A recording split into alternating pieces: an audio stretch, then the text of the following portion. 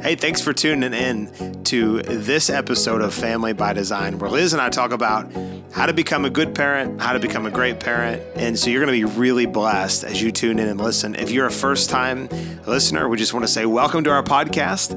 And we just pray that you're really blessed and encouraged for this as Liz and I take opportunity to share just from our own wisdom, our own life, things that God's shown us in years of ministry and parenting and being married that have really helped us and really are helping other people. If you're a normal listener, especially if you're a partner, we just want to say thank you. We bless you and just be encouraged and strengthened in your marriage and in your family.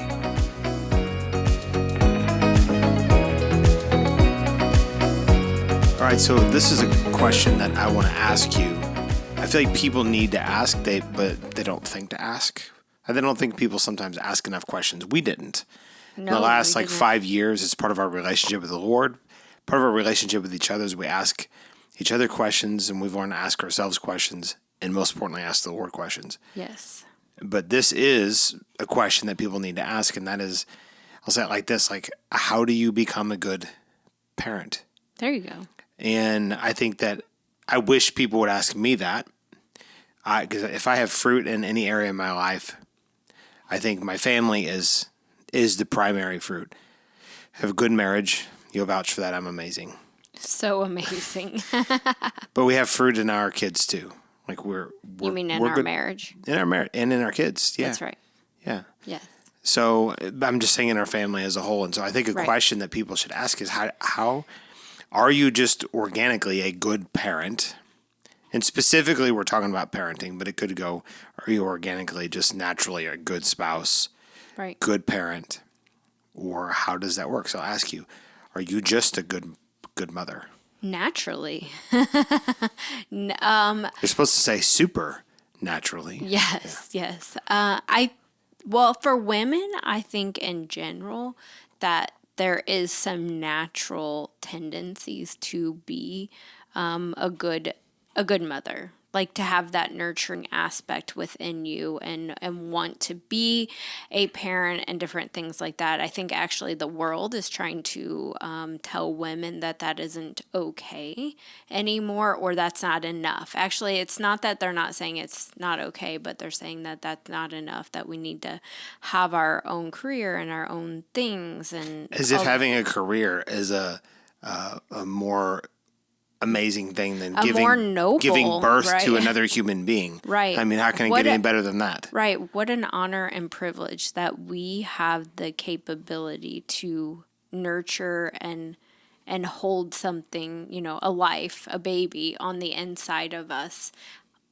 Protect it while it's growing and then birth it out. So anyways, I think that there, like I said, are some natural things, but overall, I've had to learn a lot. Okay, so the answer to the question is no, you're not a natural mother, and I'm not a natural. I mean, we are in the sense that I'm a male, you're a female, and we've procreated children. We're natural in that sense. But as far as parenting, right, it's something we've had to learn. Right. With that being said, we can look at both of our parents and we can see things that they instilled in us that helped us. Correct. But we have grown from where they were. We've grown immensely, and I believe that our children will do the same thing. Yes. But we had to make a decision that there were things I can say that my parents didn't do that they should have done, but they didn't know. Right. There was just things that they didn't know. I mean, they came out of, what they came out of with their parents, and it's a miracle that they were even born again. Right. I could say from my I'll just say that most of my mom and my dad's siblings, they don't, some of them don't even acknowledge God. Right. Let alone serve him. And they both came out of that, and what it's done for our family has been incredible. So there's a pedigree there. And then your parents got saved when you were 10-ish. Yeah. And so there was good things that started there. Right. But there's a lot that we definitely had to learn. Correct. And one of the things about parenting, I think that's so important, is to realize that it's supposed to be generational.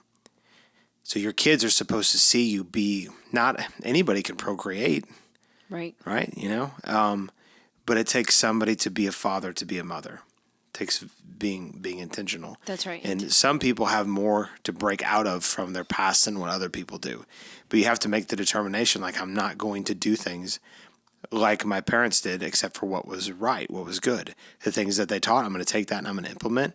But things where they were missing, you don't hold a grudge against them. You move forward, but you change. Right. And you actually make sure that you don't make a vow that I'm not going to do this like my parents, or I want to be so different. It's acknowledging, like I think you said, they did the best they could with what it is that they knew how to do in that moment, and then we continue to build from that place. So because the difference is, and I was just talking about this with somebody, is that if you're not careful, you start building from a fracture instead of continuing to build from a place of health. Yeah. And so then you build core values out of hurt instead of Yes. out of wisdom or That's whatever. right. Yeah. That's right. So, but it takes intentionality of like asking yourselves, like, what is it that, what fruit do I want to be produced? What things do I want to see in my children? What things do, and then because of that, then we can say, okay, then what in me needs to be different, or how do I need to grow so that I could begin to produce or see that fruit in my children? So it's being very intentional, and it's realizing that it's okay to admit that you don't know some of the things, but then begin to ask, what is it that I need to know? I actually think that it's a problem people have is that they don't admit that they don't know some things. It's a condition in the human flesh we know is pride. Right? Nobody steps into parenting and thinks that they know everything. Nobody steps some into people anything. do. Yeah, I mean, sorry, they might think they do, but nobody actually does. Right, Nobody right. knows everything. I think about, there was, my best friend when I was in high school. I grew up in a Christian home. He did not. I led him to the Lord in my car in Walmart parking lot. And from that point, he never asked me anything about how to have a relationship with the Lord. Nothing. The presence of God filled the car. I like to believe he actually got born again. I don't know whether it was true or not, but from that point on, yeah, definitely the presence of the Lord was there. Whether he was really repentant or not, I don't know, but I never saw any fruit of it. Right. I never saw anything that said, I need to learn. A lot of times people, it's just the same, it's a very similar thing. They start making babies and they don't listen to anybody. They think that they know. I've noticed this. In my estimation, millennials are the worst about this. And I don't know what it is, but people that are, so this is 2024, I'll say people that are like 30 years old to like 45. So we fit in that category. We fit in that category, yeah. It's almost kind of like, I got things figured out and I don't know your help. I don't need your help. And that's a cultural thing. Mm-hmm. And I think that the baby boomer, so we're a product of the baby boomer generation. And I think that the baby boomer generation didn't pass along good stuff to their children as a whole. And that's why the millennial generation was the first really, really screwed up generation in our country. And so now we're seeing Gen Z that's even more like out there. But I believe God's bringing it back around. Yes. Right? We've heard Yeah, this testimony, or I'm sorry, not testimony, but prophecy about the young lions are coming. Yes. And so, and I believe that's Gen Z. And what's the next one? Alpha generation, or whatever it is. The next one, I think. down I don't or something. remember. But anyways, so I think things are turning around. But it's almost like there's this. I don't want to say it's like a plague, but it's a cultural thing. Yeah. Where it's like, I don't need your help. The truth is that if you have never been shown how to parent, then you need more help than anybody. If you've been shown how to do it, if you had parents that didn't do it right, you definitely need more help, maybe than anybody else, because you need somebody to set an example. So there were certain things that I had a great example in that you didn't. Right. For example, disciplining children. Yeah. Now, we've learned a lot about disciplining children that we my have. parents didn't teach. They didn't teach me because they just didn't know. Right. But that was one thing that I learned growing up, is that my parents disciplined very, very well. And it was one area like where they had really great fruit. They could take all of us out to eat when we were younger, and we wouldn't, drive them up a wall or whatever. Like that. It was an enjoyable experience. It was an enjoyable experience because their children, us, when we were younger, were very disciplined. That was different than a lot of other people's experience. So they passed that off to us, and I feel like we've done a good job at disciplining our children, and we've learned some things. So some things you come and step into pretty. Almost nothing's organic because everything is an uphill battle when it comes to what's going on in the world. Right. Like everything is against you succeeding except for the Lord, which is all you need to succeed. But you have to come to this place where you say, Lord, teach me how to do this. Teach me how to be a parent. Teach me how to discipline. Teach me how to raise my kids in the Word and in the Lord. And people need to be able to do that. And so sometimes that comes just from your relationship with the Lord, but you can learn things from reading books, but certainly being around people, being in a healthy church environment. This is one of the things. There's so many unhealthy churches that people don't even want to try sometimes anymore. But being in a healthy church environment is the best thing that we've ever done for our family. Yes. Hands down. Besides just having a relationship with the Lord, there's nothing better that we've done than be around good people that love us, that we love them, and that we have the peace of God that we carry in our gifting and anointing and stuff to be able to rub shoulders with people and offer them great things. And so for the people that are, especially as pastors, the ones that are willing to receive from us, we have a lot to offer in this area, but we've received well from other people. Mm-hmm. So the answer to the question, which I asked you, but I'm giving my opinion, I guess, is that I don't think that anybody, if I can get my words right, anybody is just a naturally good, just automatically, I don't want to say naturally, but automatically a good parent. So I think what you're saying is that there are tendencies. Women have tendencies to nurture. Men have tendencies to protect, provide, those kind of things, and all of that is important.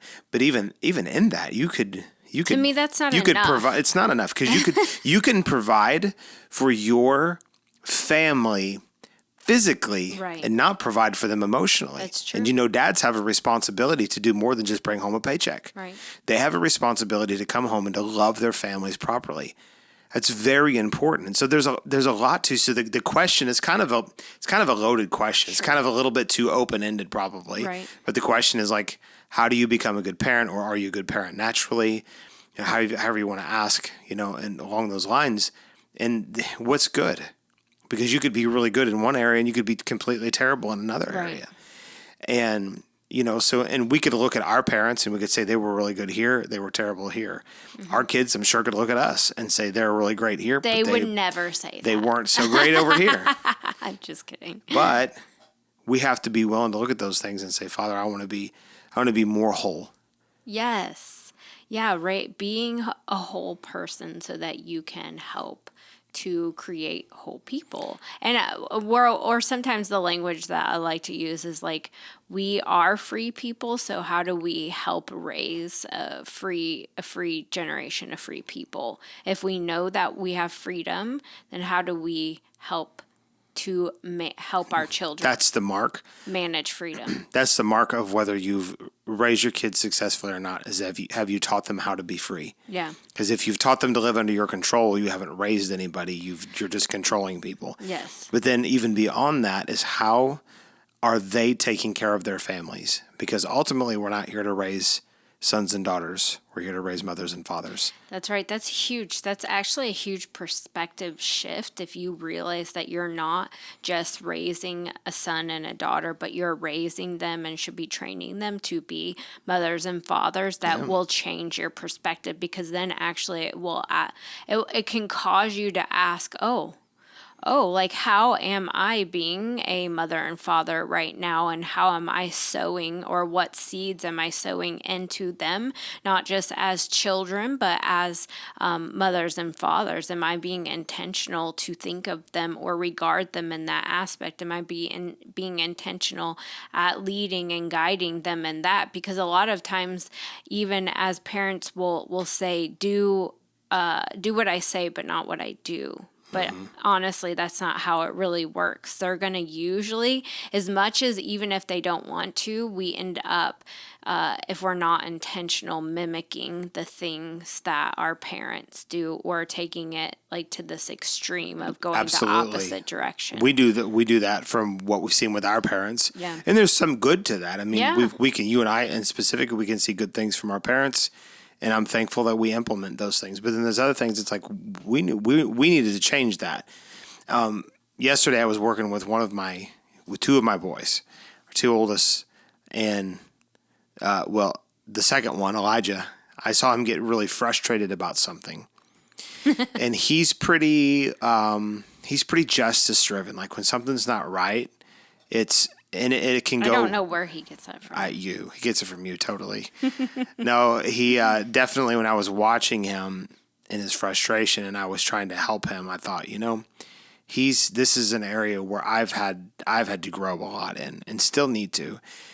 That when something's not right, to just be able to look at it and go, well, that's not right, but I'm not gonna let it eat my lunch. Right. And I realized that I need to help him with that as he steps into the final step or two into adulthood. Right. I need to help him be able to manage that because he's seen me growing up, in the last 16 years, he just turned 16, that he's seen me mismanage my emotions concerning things. And now he has his own responsibility, but there's no doubt I was watching him do things and I thought, this looks really familiar because he's seen me do it. I wasn't really happy about that. Yeah. So now I have to go, and he's already, he has a bent that way anyways, right? And so I'm not taking all the blame for it, but I certainly am going to go and say, look, this is where humility comes in. I'm going to go and say, look, I watched how you handled that, and I want to just say that you've probably seen me, I won't say probably, you have seen me do that growing up, mismanage my emotions in the middle of situations that were out of my control. And you need to recognize that you need to rise above that, even though I haven't done it perfectly. Now, I have a lot from when we were first married. Yes. I'm way better, but I still have some growth. That's not weakness, it's meekness, and meekness is strength. That's right. And it's opportunity right now that you have as still being a father to pour into your son, to recognize I'm growing in this area and I have opportunity to continue to help my son grow in this area, help my child grow in this area. And it's not, we can look at that if we're not careful and think, we didn't do something right and feel sorry for ourselves or ignore it and say they're just that way because that's who they are, instead of recognizing it as an opportunity to lead them and help guide them in that situation. Yeah, throw yourself under the bus as a parent. Seriously, throw yourself under the bus and say, look, you the same type of, somebody who's justice driven, it's a gift. But if it's not wielded properly, it looks like the wrath of man, which does not work the righteousness of God. Nope. And so no time does it. No, ever. It never works out. So being able to sit and say, look, you've seen me not operate properly. Use yourself as an example. I don't understand why parents think that they feel like they need to present. Here's it's actually spiritual stupidity to pretend like you don't have problems to your children. Your child sees your problems more than you do probably. So when you identify where you've missed it, and you can see that it's being, first of all, if you're just wrong, then you need to apologize, do it. But if you can see that it's reproducing something in them, then approach them and say, listen, I can see where I've missed it here. And don't say if I've missed it. That's a terrible way to do that. Own up to it. That's right. Eat some crow. It's fine. Just say, hey, I've missed it and I can see where this has affected you. I want to help both of us be able to make this adjustment in our life. That's what you call parenting. Parenting is not about being perfect. It's about being perceptive.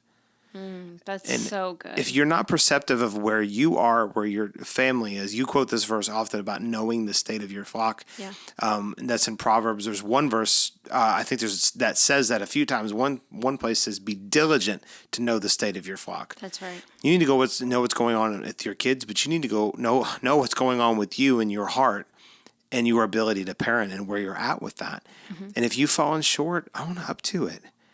It's not, your kids are not going to take that and beat you over the head with it. You'll find a love and a grace from your kids when you own up to your mistakes quicker than anything else, because they're just looking for someone to lead the way. People are naturally hard on themselves. Right. And when you find a parent that doesn't model the example of what it's like to acknowledge mistakes and find grace, your kids are lost in the search at that moment, typically, of looking for how to handle their own inward problems, mistakes, flaws, sin, and they have no example set before them of owning up to something and finding the grace of God. And because That's of powerful, your own actually. pride as a parent, you're unwilling to say, hey, I miss it here. You have now lost the opportunity to set an example of what it looks like to fall and find grace. And that's the essence of the Christian life, of the human experience with God on this earth. That is what it consists of. You make mistakes, you find grace, you grow from it. You make mistakes, you find grace, you grow from it. I wish I could say I've gotten to the place where I don't make any more mistakes. I've given that quest up. I'm just going to continue to keep my heart before the Lord. But when my actions are visible and effective to other people, particularly my children, I'm going to take it as an opportunity to say, look, I want to show you where I missed it. Not pretend like I didn't miss it. Again, that's spiritual stupidity. Everybody sees it anyways. Now, if you've got some secret sin or whatever, deal with it. You don't necessarily need to go air out your dirty laundry, but deal with it. But things that are evident to everybody. And your kids are so perceptive anyways. More than you know. More than they know things that we think that we're hiding from them. And so, like you said, for you to just be perceptive, to humble yourself, show them the way. That showing them the way, too many times people don't know how that they will even find grace in their time of need. They don't think that that's a possibility because they haven't seen it mirrored in their own family. Yeah. And what an opportunity we have as mothers and fathers to mirror the fact that there is grace to cover it all when we will simply humble ourselves and say, I need God. Yeah. Now, that is huge. Yeah. That's so huge for them. Yeah. Yeah. Amen. You can bridge the gap that you have with your children that are not serving the Lord or seeking the Lord. If you will just humble yourselves and acknowledge your need for God, your children will follow in your footsteps. Mm-hmm. They'll do it. Maybe not initially, especially if they're older, but you give them the best chance for them to do that. That's right. They need to see humility. They need to see it modeled. So being a good parent is something that's learned, but ultimately it's about coming to this place to where you're perceptive about where you're at, about what's going on. You're humble, and you continue to learn and grow. That's right. Don't think just because, again, anybody. I mean, I've seen some of the, I shouldn't say that. I've seen people that couldn't even look like they tie their shoes create a baby. Just because you procreated does not mean you know how to raise that child properly. Mm-hmm. This is the same thing. I won't get off on all this, but the same thing with people we've had people that wanted us to marry them or wanted me to marry them. And I said, sure, we just need to go through premarital counseling. They're like, yeah, I don't want to do that. They find somebody else to marry them. And I think, what kind of pride is that? You think you know how to be married? And that's not a good way to start. Oh, no, it's not family. it's not a good way to start a marriage and start a family. And people think that they know how to do things when they don't know how to do them. And here's the thing. If you came out of a seemingly perfect home and you step into marriage, if you think that you don't have any more to learn, you're fooling yourself. You're kidding yourself.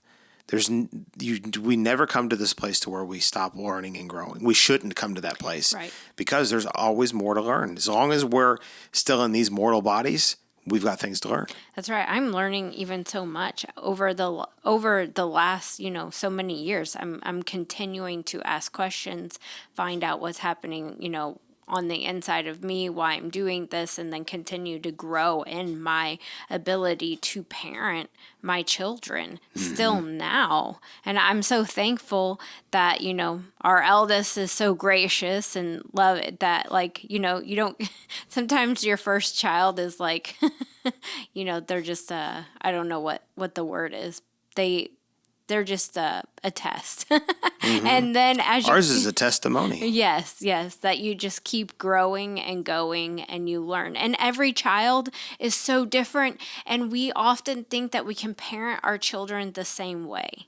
And you have some of the same principles, but sometimes the navigation, well, not sometimes, all the time, Always. the navigation for each child is so You could different. you could give birth to 100 children, and every one of them would be different from the next. That's right. So that's why it takes humility, the Holy Ghost, sticking with it, learning, growing, and you know that really is a definition to me of being a Yes. good or even a great parent. It's not about how much you mess up. It's not about the mistakes, but it's about how you handle those and whether you'll stay humble and grow. And that's the ticket. That's the right. key. There you go. You got this. Thanks for tuning in to this week's episode of Family by Design. I pray that you were blessed as you listened to the word of the Lord for your life today. I want to encourage you to go on and leave us a review and a 5-star rating. If this ministry is blessing you, go to our website at www.wartmen.org. There you can find more resources, and you can also consider partnering with this ministry. If you like what we're doing, we just pray that you would at least join us in prayer and consider supporting us financially as we take the gospel deep into the hearts of people. Gospel preached, hearts awakened, and nations reformed.